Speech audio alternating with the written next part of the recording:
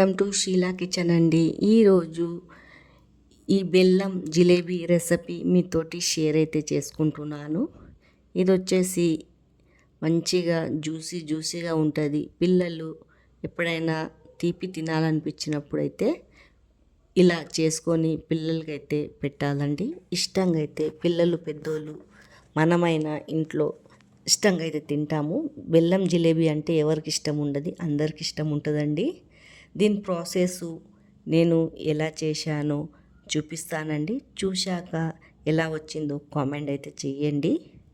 First ఒక గిన్నె తీసుకొని ఒక కప్పు మినప్పప్పు అయితే తీసుకున్నానండి, గుండు మినప్పప్పు. తర్వాత దాంట్లోనే బియ్యం అయితే తీసుకున్నాను.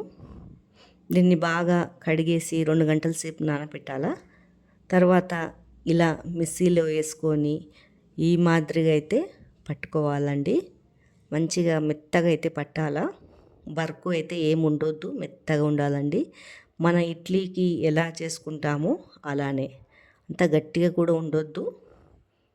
తర్వాత ఒక చెంచా అయితే కార్న్ఫ్లేవరు, ఒక చెంచా మైదాపిండి, ఒక చెంచా శనగపిండి, కొద్దిగా సోడా వేసుకొని దీన్ని మంచిగా అయితే కలబెట్టుకోవాలండి. ఒక 5 నిమిషాలు అయితే మంచిగా కలబెట్టాలా. పిండిలో దాంట్లో అంతా మంచిగా కలిసిపోవాలా. ఇలా చూడండి. ఇలా కలుపుకున్నాక మనకు కొద్దిగా ఫుడ్ కలర్ అయితే వేసుకోవాలా. దాంట్లో వేసుకొని మంచిగా కలబెట్టుకోవాలండి. ఈ ఫుడ్ కలర్ కూడా దాంట్లో మొత్తం కలిసిపోయేలాగా బాగా చెంచా పెట్టి అయితే కలుపుకోవాలా. ఇలా చూడండి, ఫుడ్ కలర్ ఏం కనపడకుండా మంచిగా కలుపుకోవాలి. ఇలా అంతా కలుపుకోవాలండి. తర్వాత ఈ మాదిరిగా అయితే బ్యాటర్ అయితే వచ్చేయాలా.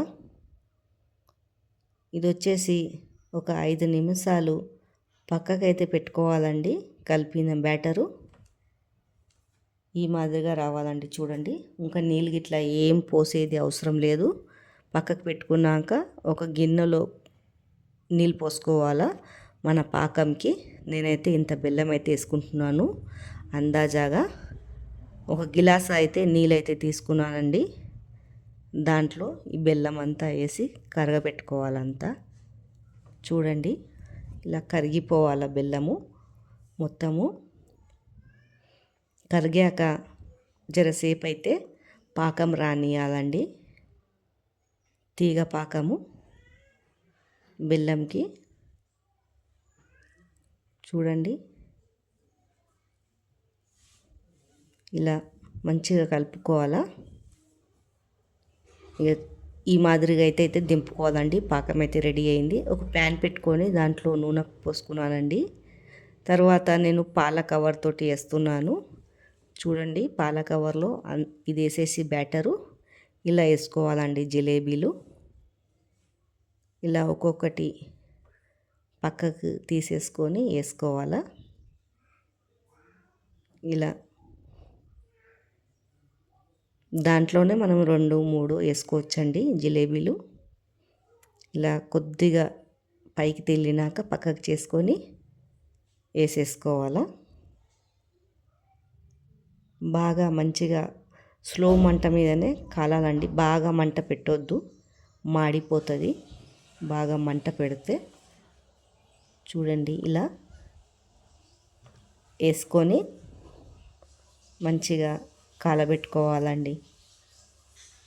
ఇంట్లోనే వేడిగా జిలేబీలు టేస్టీగా రెడీ అయితే అయిపోతుందండి. చూడండి, కిందికి పైకి తిప్పుకుంటే మొత్తం ఉడికిపోతుంది. ఇలా అంతా మీడియం ఫ్లేమ్లోనే చేయాలండి.